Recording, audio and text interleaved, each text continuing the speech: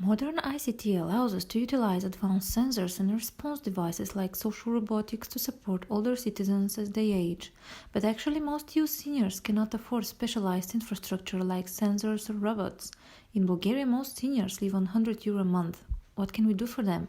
SAAM is an EU project focused on ultra-low-cost EAL to make a difference in the lives of as many European seniors as possible. Our goal is to provide useful services for €15 user per year. To do this, we focus only on the most inexpensive components such as smart meters and cheap mobile phones. In the next 5 minutes, we show how we imagine SAAM working in the real world. A healthcare or social service provider is visiting the home of an elderly user. The social care provider visits once every 2 weeks, but sometimes cannot visit.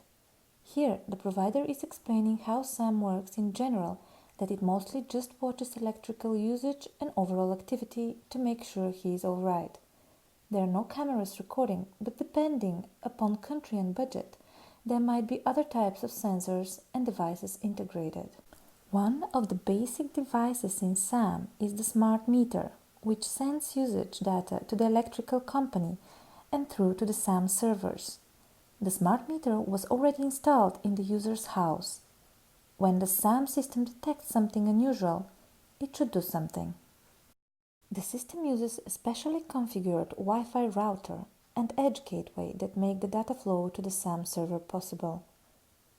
Other basic devices that can be plugged into the system to provide coaching include ultra-wideband localization sensors to detect overall activity in the home, as well as microhub bed sensor for detecting problems in sleep, and wearable sensors, wristband, belt to coach on mobility and posture.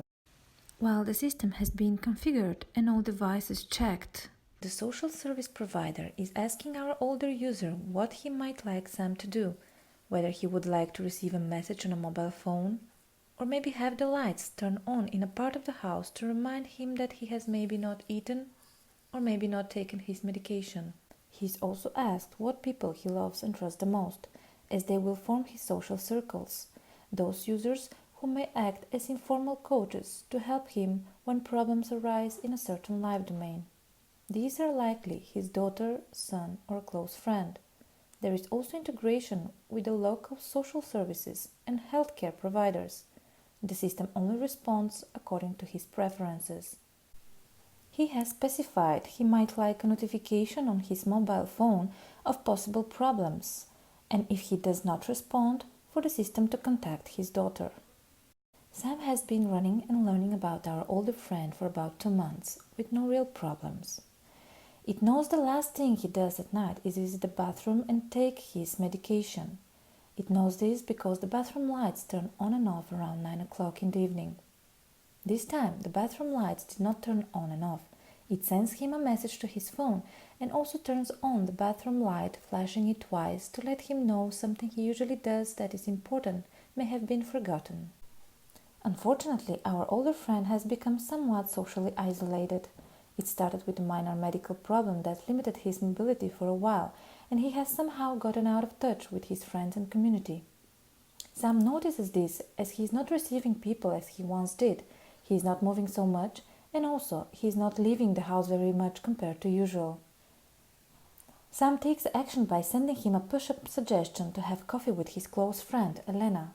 SAAM also sends similar text to Elena. His friend sees it and initiates the call to see how he is doing, and so they make plans for coffee at the local bakery. If the friend discards this, as she is usually busy with other things, the system might also message his daughter with a simple communication text, suggesting that it might be a good idea to phone her father. SAAM helps with lifestyle coaching, with connecting seniors with their social circles, and with initiating agreed-upon positive lifestyle changes. But SAAM is also on the watch for unusual and difficult situations. Here, our older friend got up 4 times in the night and spent an unusual amount of time in the bathroom at unusual hours. SAAM knows this because the lights were on and off at that time. Then, this morning, he did not get up as usual, did not turn on the radio lights in the hall and kitchen, nor made coffee or tea. He usually do these things around 7 a.m. At 8:30 a.m., Sam triggers a soft alert to his phone. If he was awake, he would notice it, but he doesn't. At 8:45 a.m., Sam triggers a hard alert, asking if he is okay and to respond to the inquiry on his mobile phone. Again, he sleeps. At 9 a.m., Sam sends a soft alert to his son, but it has not been answered. At 10 a.m., Sam messages our older friend's neighbor who has keys to the flat, who immediately comes over, tries to call, and finally let himself in, as was agreed. He finds our older friend still in bed, but with a high fever and other symptoms, and he immediately calls his doctor and other contacts, as agreed. If the neighbor was not available and Sam runs out of options having tried those predefined, it would eventually call first his social service contact, and finally the police or an ambulance. Our older friend likes Sam for a few reasons. For one, he knows it is not watching him, not really.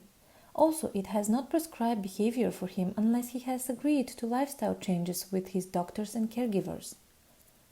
Sam is just watching for anything really unusual. He also likes Sam because it does not have any gadgets and can even be useful without the mobile phone or tablet.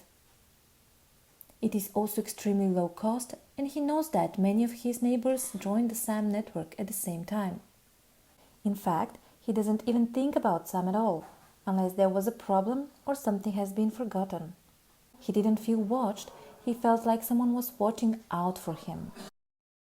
SAAM is meant to deliver very basic services to as many people as possible and has customizable and open source pipelines for developing sensing and response routines.